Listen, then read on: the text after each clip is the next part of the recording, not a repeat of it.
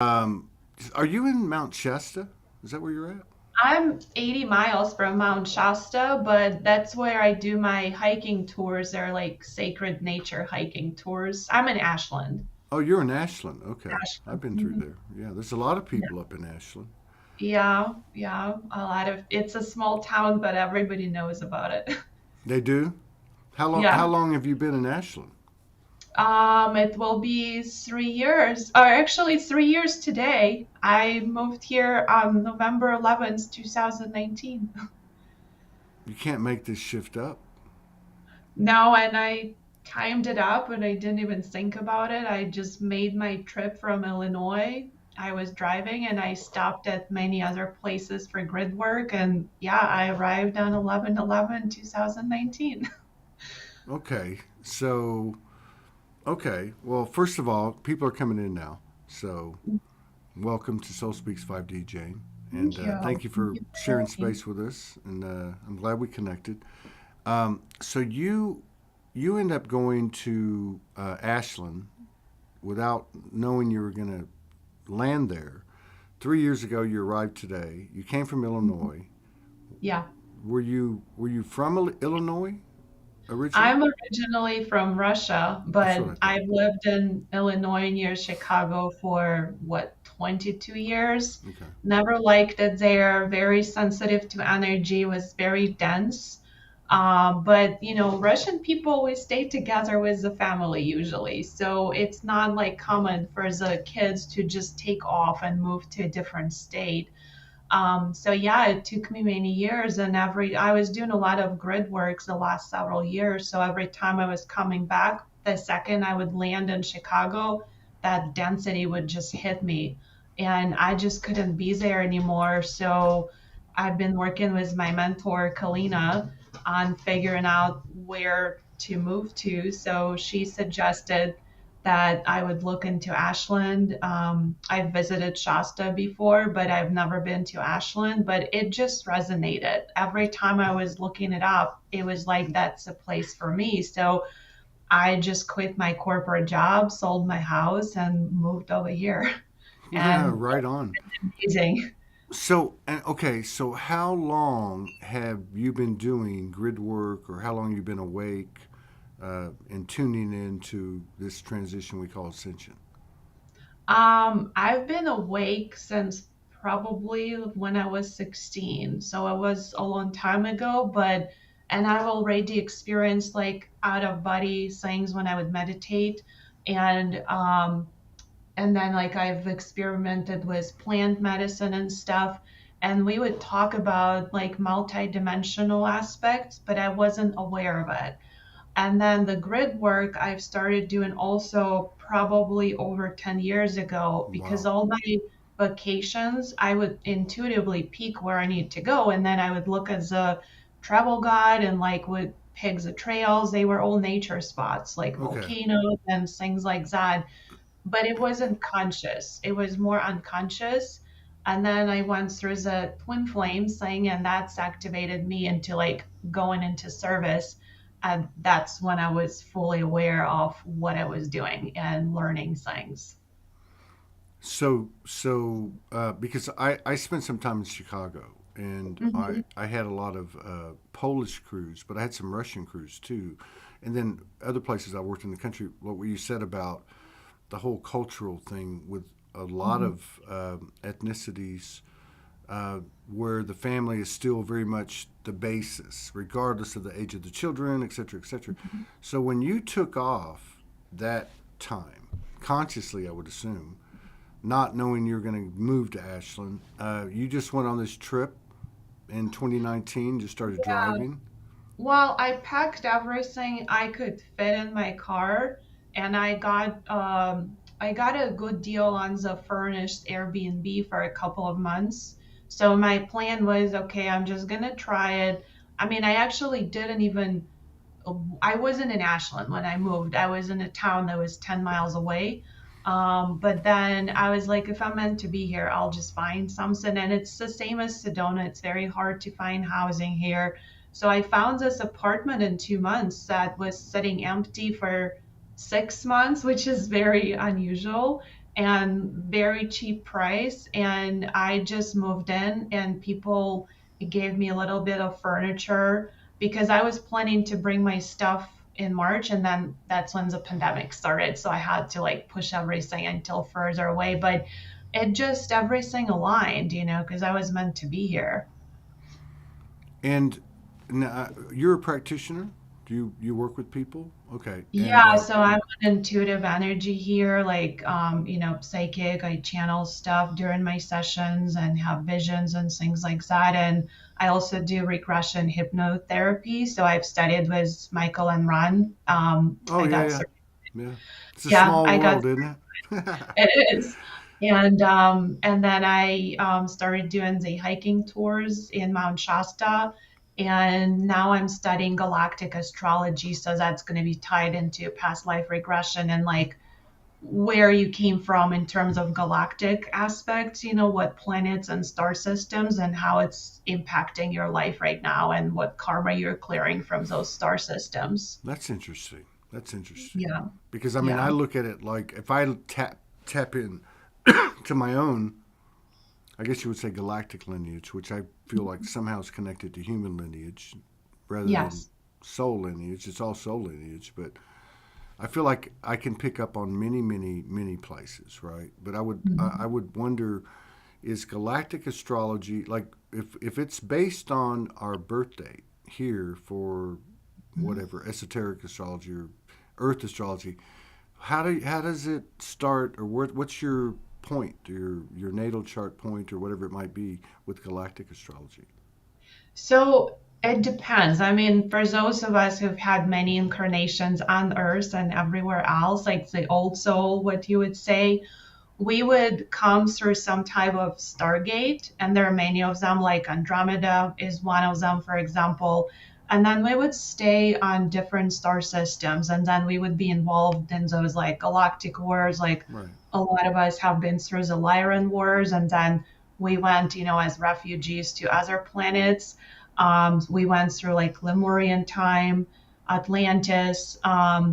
But then there are other souls who came from other galaxies too. So it's all in our natal chart, like the outer planets, the Pluto, Uranus, and Neptune.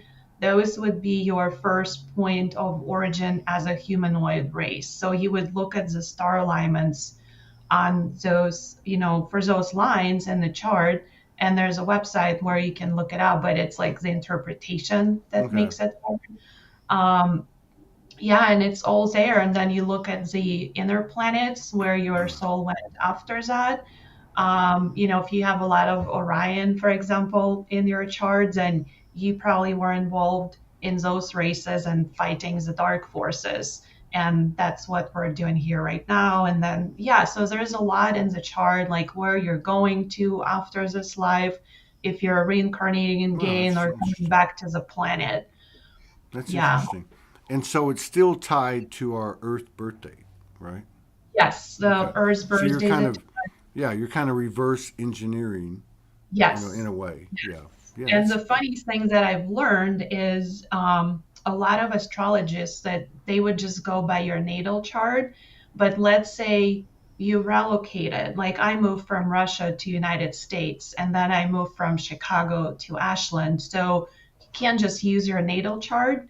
You have to look at the relocation chart because things change there. right. So you might have already went through that karmic lesson in that first location. So if you just going off the first location, it's not going to make sense because it's like it's not going to resonate. Right. But then you have new things you're going to be working on based on the new location where you're It at. makes a lot of sense to me, for Yeah. someone that's moved around a lot because, um,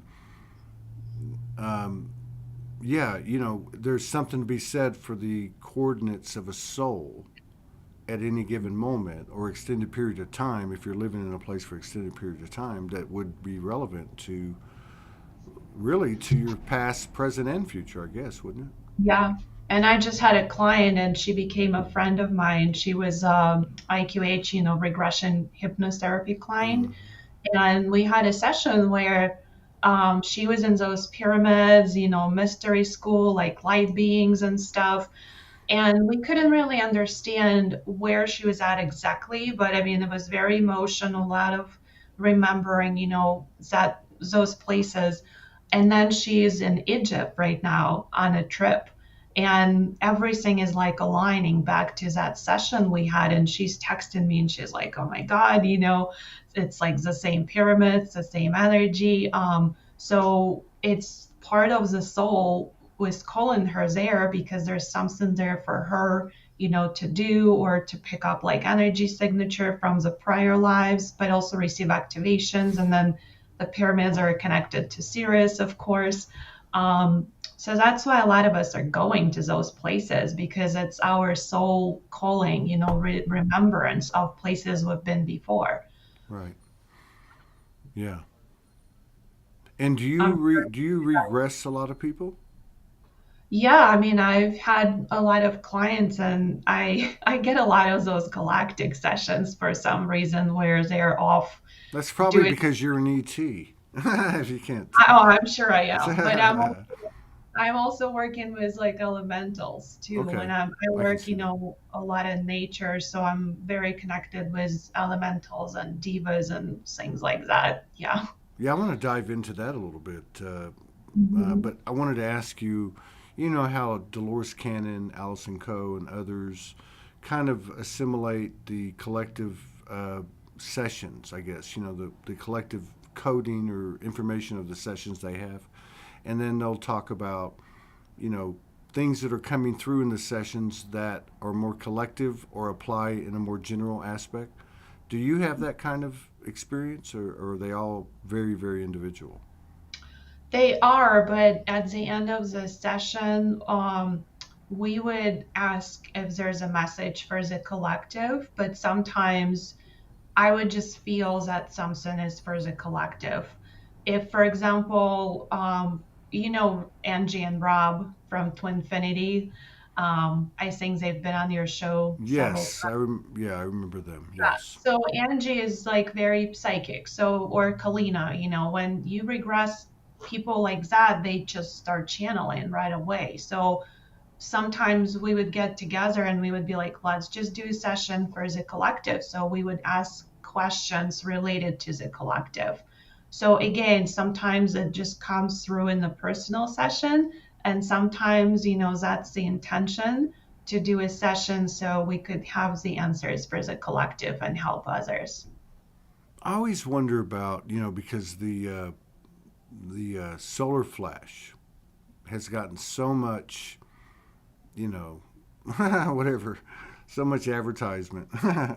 Yeah. Like I remember in 2019, there was a big deal. It was like, oh, they came through in QHHT sessions. We're having this big solar flash. It was very descriptive, and then it happened again, I think, last year.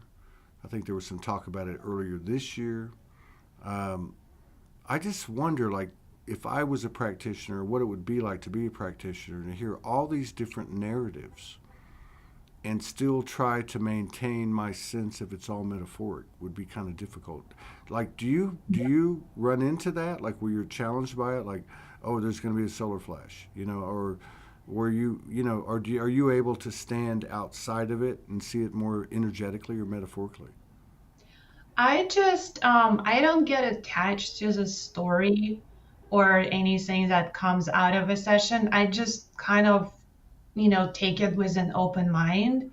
That I know that people are tapping into the same field because you can have different clients, and different practitioners having similar experiences. So then, okay, if my client had that session and then someone else had a similar session and they're all perceiving the same information, they are tapping into the same collective field out there. But I also think that there's so many different possibilities out there, and different, dimensions. I mean, even every thought that we have, it creates Right, already a parallel world, right. with that thought. So I think people might be tapping into that. I haven't been paying attention to the solar flares because I'm not affected by them as much. I think each one of us is going through like integration, and then at some point we would integrate the energy. So we're not as much affected by it. Right. Same with the moon cycles. Like I used to be affected by them a lot, but now it's like I'm fine. And with the solar flares, I used to get vertigo several times. But then again, like it would go away. And, the sun is different. It has been different for years. Even like if you just sit out at the sun in the sun, you feel the energy is different, coming from it. Where do you think we're at right now? I mean, there's been a lot of talk about the last few weeks since the summer, like Hmm. just people getting burned out, not burned out in a bad way, just getting cleaned out, Yeah. purging, lots of elevations, lots of higher clarity, moving very fast. Uh, this whole thing with the eclipse corridor and then 11:11, here we are today, there's no mistakes. Uh, it feels so different than any of the shifts we've gone through, even as recent as pre-summer earlier this year. Are you feeling anything? Like, have we reached this point of, like they say, passing through the eye of the needle? I don't think so because we are still in this like old system modality and they do have to crumble at one point. And I think that's why we're going through those cycles with the pandemic and new things coming up until more people change the way they perceive things and they get out of that matrix. But it does seem like there's something coming. A lot of Mm, people have been talking about it.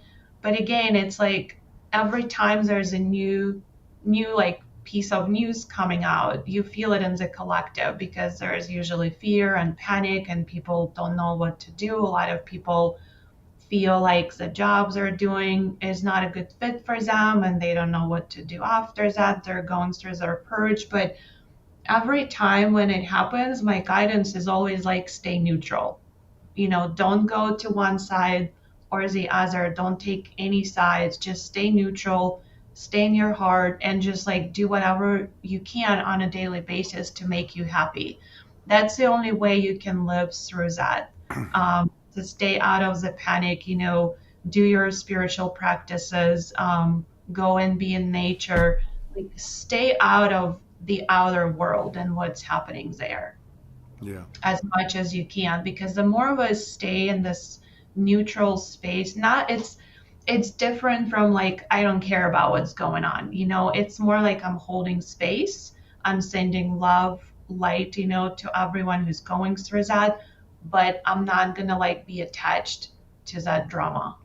yeah, yeah. There's a lot of in-your-face stuff like that, no doubt. Mhm. But yeah, Right. like this, and yeah, I think you're right. It's not you know, what is it? Not ambiguous. Where you don't care. It's not about not caring. And then Like yeah, yeah. but there's this other thing, this neutrality, where you're actually holding both polarities in the same place. Hmm. Like, I mean, we could use so many different examples. Like, even the perfect government or the perfect Yeah. education system and the one we have now. It's like we have to hold them both in the same level of relevance, you know, Yeah. and yeah, and revere them the same. Yeah, Um, and I would even go to extremes of, if you don't like someone who is in charge of a country or something, they're also playing their role, and right, that's what they right, chose. So they're not really the bad guys. right, They chose to play that role so we could transcend and we could, grow. So if you look at it from a different perspective, so they're going through their process, they don't understand sometimes, and they also need this healing. So instead of like hating them, maybe send them some love and healing right. and some good vibes because there's again, that's why there's no dark like bad and good, I agree. I what to agree. make of it. And it gets a bit complicated with some of these narratives, like with the whole thing Mhm. about clones and Right. transhumanism, but I always look now. It's kind of hard to look at Biden sometimes because I wonder, is that even I don't know, but But I still, what I'm trying to say is, I see a person. Like, no matter what role they're playing, if it's one where there's millions of eyes on them versus none, it's really no different. They're going through the same thing. So I was watching a video, you know, you just surf through the reels, and I saw a video of Obama and yesterday, and I don't even know what the question was. Um, but I could see in this person who obviously we develop different opinions and biases and prejudices. I'm not deep in all that, and I'm not deep in politics. But just from a truth frequency kind of thing, and he was actually answering this question from just like the past week, and he was so human. I was like, oh wow, like he was basically saying, I don't know, I don't have Yeah. the answer. I'm like, wow, he is a human being or whatever, or is that a robot that can mirror us, or I don't know, but there's something to what you're saying, that everyone's being affected the same way. Doesn't matter if they're Right. the Queen of England or someone Mhm. that nobody knows about that lives in obscurity. Yeah, yeah, and there's also if you don't like something in another person, it's always a reflection of Of us course, yeah. at in some perspective. So you have to see what it is you don't like about the other person and then reflect it back to you. Like maybe you were acting this way at some point in your life, and it's now you have to accept that side of you, the dark and the light. So it's Hmm. again integrating both polarities within yourself as well. That's right.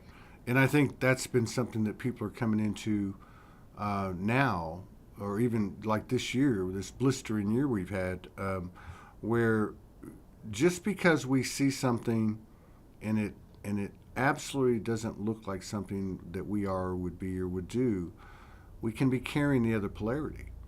Yeah. You know what I mean? We can be carrying like the perfect light or whatever, but we have to have both. Yeah, and I think that's what people are coming into, and I think the energy is supporting that. It's kind of almost Yeah. like happening anyway. Yeah, and I'm also seeing with clients and just people I'm interacting with, and they're in different fields. They're in the healthcare, they're teachers at colleges and schools, and they are awakening. Good. They're not understanding what's happening to them. So Wow. it's very hard, very emotional, and they see the flaws in the system. So now they're like, okay, what can I do to change it? They're starting to implement it. I mean, even people working for the government. I mean, because I deal with Forest Service and getting permits for my hikes and stuff. Even they're seeing the flaws in their like systems, and they're like, yeah, I don't understand why they're doing it. So those new people coming online now or awakening, there are Good. the change. Wow, that's powerful. And Mhm. and to even think that we have to get a permit to go hiking, what the Well, fuck is it's that? for commercial use. Yeah, but But even then, I mean, this is, you know what I mean?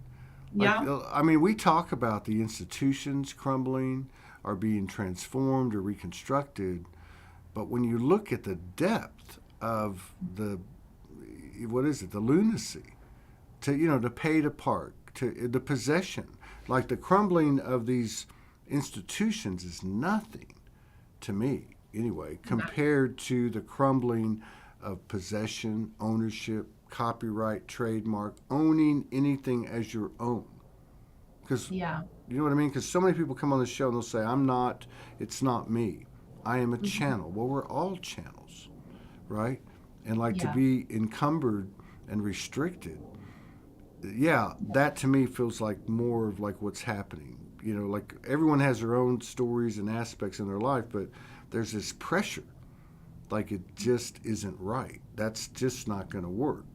And to let yeah, go of those things, I think is going to be the big embodiment where people yeah, say, I'm not getting a driver's license. I'm going to go where I want to go. And you're not going yeah. to stop me because there's no, you know what I mean? Almost like what you're talking about with the forest people, how they're going, this doesn't make any sense. And so at Yeah, some point, they're going to not going to participate. exactly. I mean, there is a good part of it too for the permits because there are a lot of people bringing a ton of people out there and they're trashing Mount Shasta. So this is their way of also keeping track, and so the mountain stays the way it is, Mm. and there's no garbage out there, or nobody's dumping, stuff into the creeks and stuff where people drink from. Mm-hmm. Um, so some of it is protection, and they're actually very awake, a lot of them, because their rangers Right. conduct free educational events about Lemuria. Really? Well, Yeah. if you think about it, I mean, it would make sense that if you took the government as a whole in the United States, for instance, those that would be in nature, that department that's working with nature, Yeah. consciously and unconsciously, like you doing the grid work, not even knowing you were doing, you know what I mean? That they would be more open.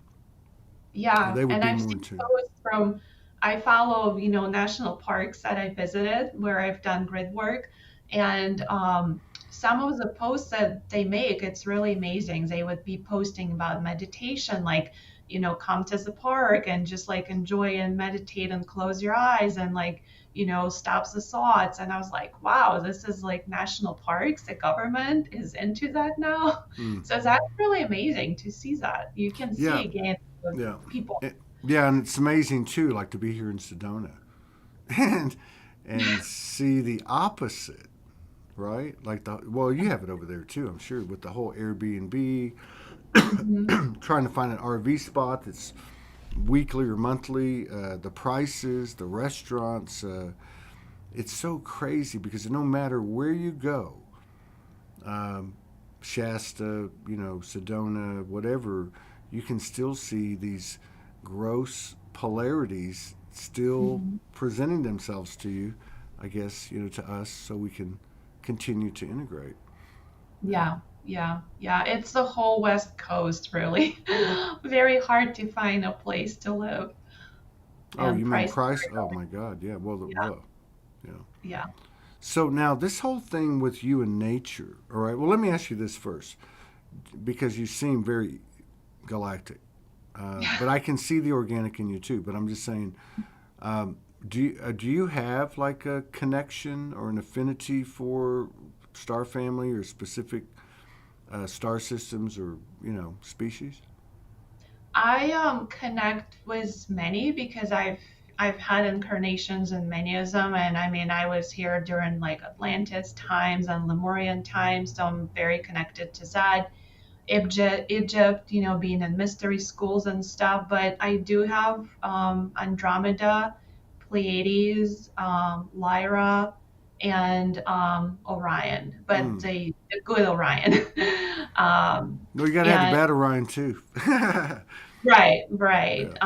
So if you're an old soul, you're going to have many of them. It's not just one. And that's what the galactic charts are for, to identify which one is, like your biggest one, and then which ones you're working with right now. And, it does change. Sometimes you're working with one nation, then the next, I don't know, several months you're working with Sasquatch, then you're working with elementals. I also, the power spots in nature that I go to quite often, or my like soul origin points where I've lived before, I connect with them. Like the Mm. second I would be in that area, I would have visions or memories of past Mm-hmm. lives. So Mm-hmm. I can actually channel the energy of the place. Like I can channel Shasta, I can channel like the Grand Canyon because I've lived there as a Native American medicine woman before.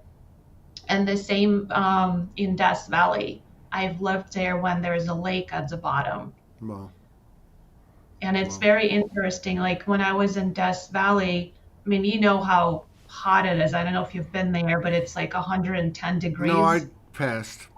Yeah, I haven't chosen and to go through I there. was at the hottest place, and I'm the person who does not like heat.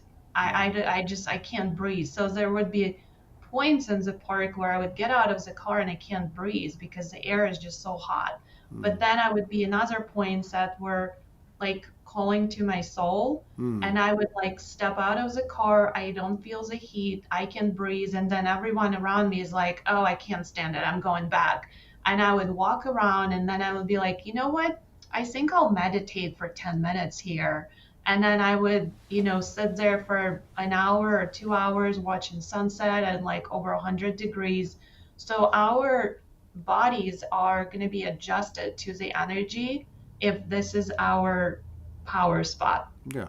Like our guides, our body, our energy would get adjusted. The same as elevation, you Yeah. would be adjusted to elevation.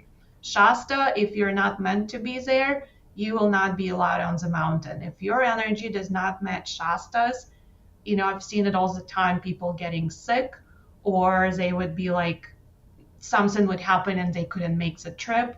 So again, you have to be aligned with those energies to be there in nature if they're very powerful. Have you? I have a weird mind. I'm just curious. I've never asked anyone this, but it would make sense to me, just as there is a connection between us in this form and our star family and otherwise. There has to be a connection, and I've never heard anyone talk about it. That because a lot of people are like you, where they can, through their work and through their life, they connect to the different variations, elemental, angelic. But like there has to be a connection between the galactic and the elemental. Yes. So I've been working with Sasquatch, the Bigfoot, a lot. I've seen them in the Grand Canyon the first time. So the ones in the Grand Canyon, and they're multidimensional. So Yes. you can like see them or feel them, or like I don't see stuff with my eyes. I see with my third eye. Like I close my eyes and I see it and I feel it. So they are more earth creatures. And then the ones that live in Shasta or very remote mountain places, they're galactic, a lot of them. And you can feel the difference between galactic Sasquatch and the earth ones. Like it's just different feeling to them. And then the same as elementals. Some of them are more earthy, I would say, and some are galactic. I can also channel trees. I have a very special connection with redwoods and what are they, sequoias. Again, the second I touch them, they start channeling to me information why they're here, how they ended up on the earth, how they're really galactic and what they're doing with the energy and how they're like pillars of light, and then they're spreading the light to everyone who's around them. So even the trees are galactic, and a lot of people don't actually know that. The same as the animals, like some of the creatures were brought from other planets. Right. Implants and Mhm. yeah. I mean, this is definitely a universally seeded planet. The trees. I've always Yeah. had, and I know a lot of people that have had their own connections with trees. Um, what you said a little bit, but what kind of information did they give you? They have a galactic history, their Mhm. purpose here, what they do, what their capabilities in collaboration with us could be. Maybe. I mean, can you speak to some of that? Yeah, so the redwoods told me that they came from other planets, and in the past there were much more of them on the Earth before they were cut down and stuff. And they hold a lot of knowledge. Basically, any trees that you find that is several hundred years old. I mean, Douglas fir is one of them as well. They hold a lot of information and knowledge, and they are galactic. I can even tell by the tree if it's really ancient and galactic versus just more of a regular tree. So they're here, like the redwoods, you don't see them usually growing one next to the other. They're kind of spread out, where they could be, several dozen of feet between the two of them or many of them. So they are pillars of light, and they're receiving the light from the cosmos, and then it's kind of anchored into them. So everyone walking in the redwoods would receive this energy. So you're getting activations. I mean, my crown chakra is going like crazy in some of those areas because it's just all the energy. And the second like you touch the tree, that information is being, it's like it's flowing through you. So you have that knowledge of what they know. And it's like really, it's like you're talking to a master Yeah. when you're Yeah, I So get that. Like, I know when I first reawoke, that's the first thing I was shown was the trees, right? And yeah. I didn't really understand it, and I'm still putting it together. But one thing I can say is for myself, and maybe you can, speak to this as well, these things as well. One is my understanding has always been they are kind of like a living, breathing Akashic. Hmm. And that's both brought in coding from beyond the earth, but also a big part of it, like what they've observed, what they've been a part of, whatever. And then the other thing is that they're a network, just Yeah. as the web of the cosmos is. If you look at film of that, the web or the communication So system of the system. root of their roots. Yeah, Yes, yes, I was shown that. yeah, and Yeah. how I've been kind of guided to from time to time to utilize their communication network to other parts of Mhm. the world or whatever the case is, or to the whole world. But the other thing too is I've never ever had a feeling. I've never felt anything but pure light. Love And and light, whatever, from conditional trees. love. Yeah, from Yeah. trees. I've never had like, oh, there's a bad tree, or there's a tree that's got some karma or some, I'm sorry, some shadow, whatever. And then my experience is that's why I was asking you because I've never really heard a story from them. I will get like, let's work on the lower back injury you have. I'm going to show you how to, like, so we like heal, or they'll show me like, certain things. And most of this has been years ago, but yeah, that's interesting though that you have both the galactic and the elemental nature thing going. Yeah. And do you feel like One, that? Do you feel like that you're? And I'm not trying to put words in your mouth, but like that part of what you're doing is bringing them together or bridging them or something like that. I haven't figured that part out, but I know like one time I had a vision where they said when there's a tree that's younger tree or an older tree that needs some type of healing, that's how they spread the energy through the root system. All of them would send the energy to that one tree to heal the tree. Wow. And then another thing I've noticed, I would be pulled to the trees that we would call a dead tree, Mm. but they're actually very much alive. It's almost like there's a soul there, there's a spirit there that's still alive. And I have one of those trees on one of my trails. It's like my friend. It's I mean, it's literally like a friendship. You miss the tree, it calls you like, hey, you haven't been on the trail in a long time. Like I want to see you. And then you hug the tree, and it's just so much love pouring into you and also knowledge. I like how you said it's Akashic records, Yeah. because they've been on this earth for like hundreds and thousands of years, just how much they've seen of the landscape Yeah. changed, even that. So it's again, you hug the tree and it's like you almost start crying because of the connection. It's just that unconditional love you're receiving from them. And another things that I also do, I work a lot with, because we have a lot of wildfires around here. So I'm always being sent to the areas after the fires, because again, we need to bring healing and love to those places. A lot of people would be like, oh, I don't want to hike, in this area because it's burned, it's not beautiful anymore. But it's very, very intense and powerful energy because you're standing on the verge of like death and rebirth, and it's happening in front of you. And again, a lot of those trees are not dead yet, or they're going through like incarnation. So it's burnt areas are very, very powerful energy. I mean, it's just, I can't even describe, how it feels to be in those areas. Yeah, Um, that's a good point because we look at it and we see destruction, we see whatever we see, and I've always struggled with that, with this the literal interpretation, even though I understand our intentions and our actions, such as fracking or drilling for oil or the different things we do, but still there's a certain level of programming to our perception of what's actually happening. So I think just to take a pause and really think about what you're saying, it's Hmm. true. Uh, Yeah.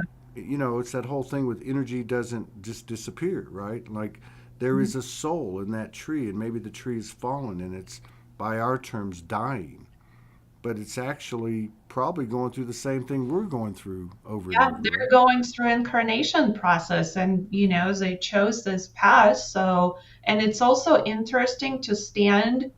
I don't know how much you know about wildfire, but sometimes you're standing on a trail and one side of the trail is totally burnt and then the other side is totally fine. So you are Wow. standing on that bridge between the two worlds, Yeah. feeling both of the energies. And it's again, I'm also noticing it's bringing up a lot of inner stuff in people when they're in those areas. It's bringing up sadness and grief and, their own darkness and their own experiences they haven't healed yet.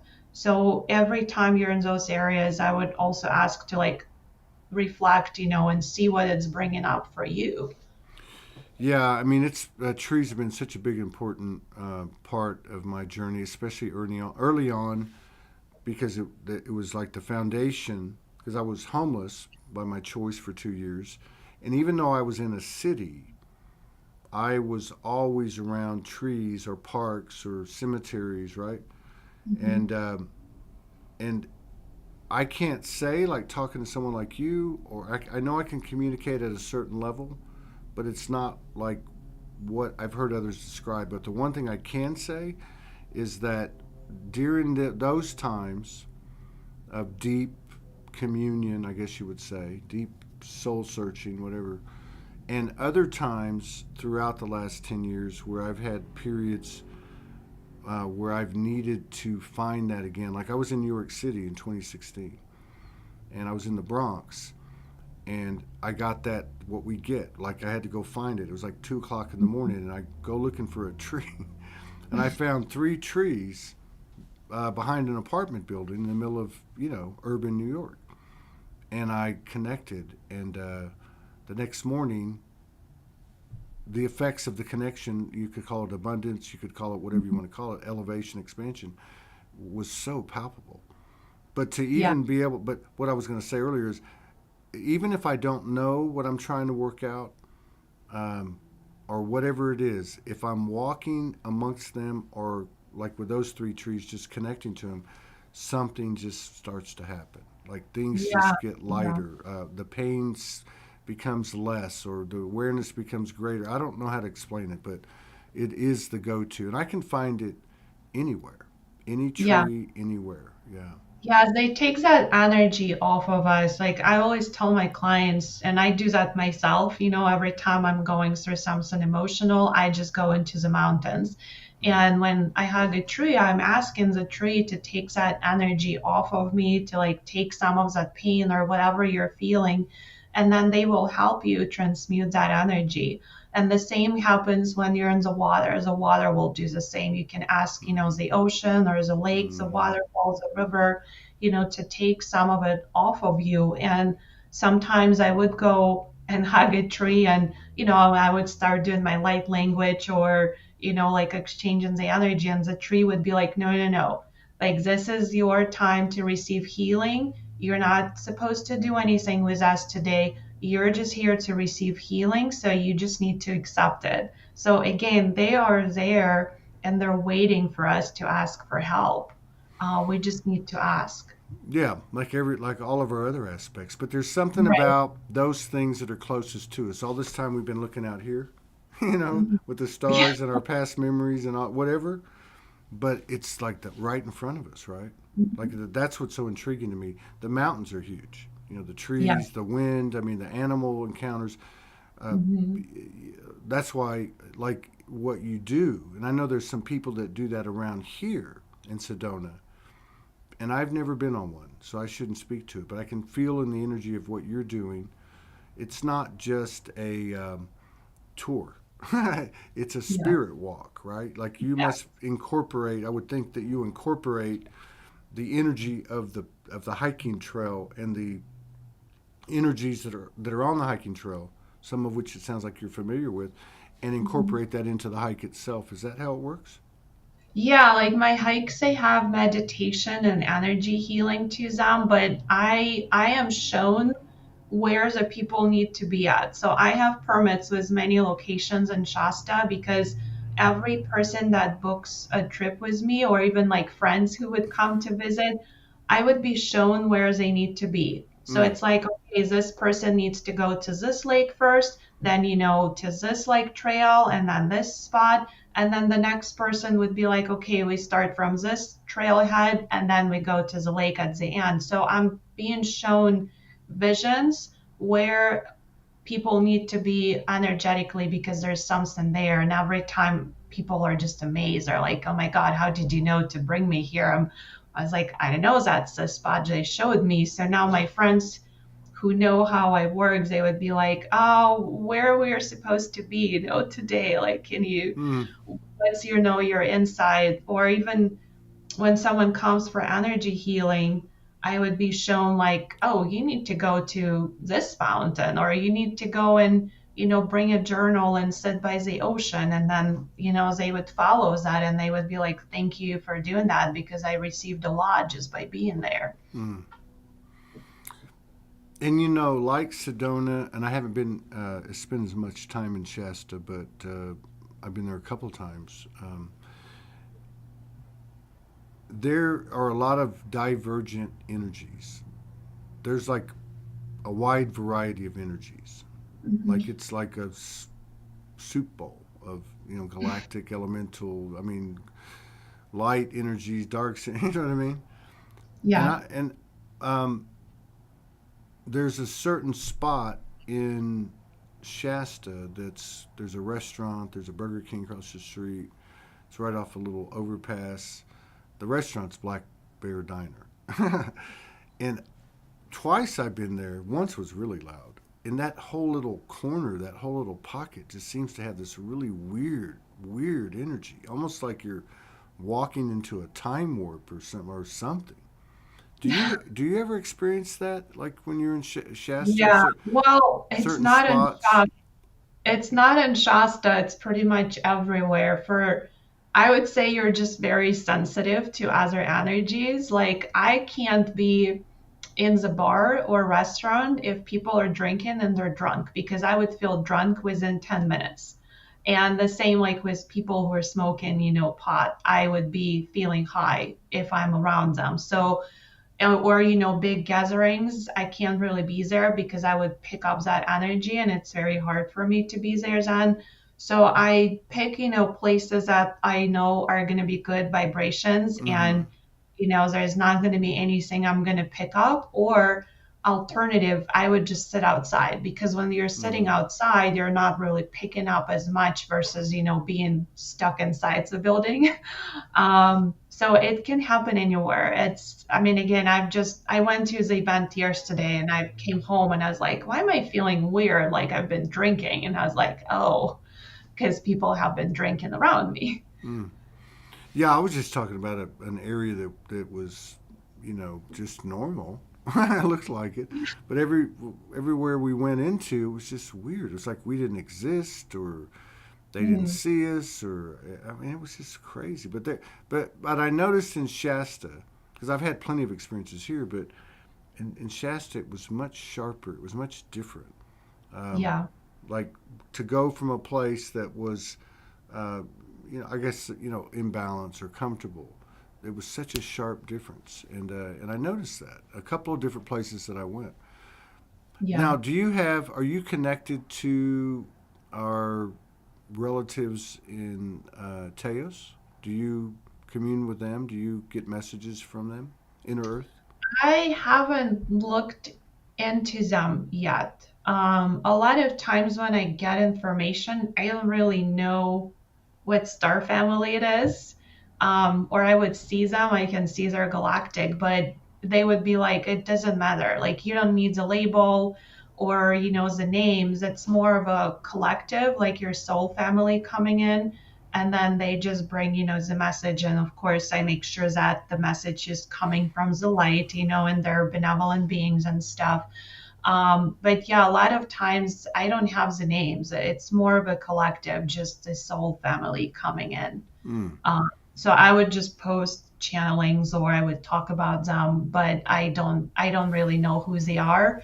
The same with when I have my regression sessions, like people would have lives on other planets, but we don't know which one it is. And also going back to the trees and plants and how they're galactic. So I've had several sessions and it's also mentioned by other people. So there's those spaceships. For example, if the planet was no longer suitable for living, they would, or if it was destroyed, they have those spaceships that can pack everything from the planet and transport it to another location. So everything would be taken from the planet, not just the humanoids or people occupying it, the species, but plants, animals, trees.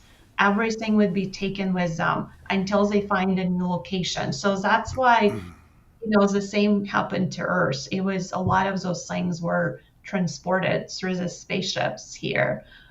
So that's why, in theory, a lot of it is galactic. The grass, certain species of flowers and trees, and all of it. Yeah. And I think there's a lot more species inhabiting the earth than even the most open, disclosure form or of a platform. You know what I mean? I mean, Yeah. because we're talking about, uh, in regard to what we're going through, in part, is where we're becoming more sensitive to um, other dimensions or frequencies. They're coming into our visibility. That Hmm. seems to be happening more and more and more. I think that's one of the real pleasures of this show is to hear different people's experiences, be they with phase or galactics or whatever.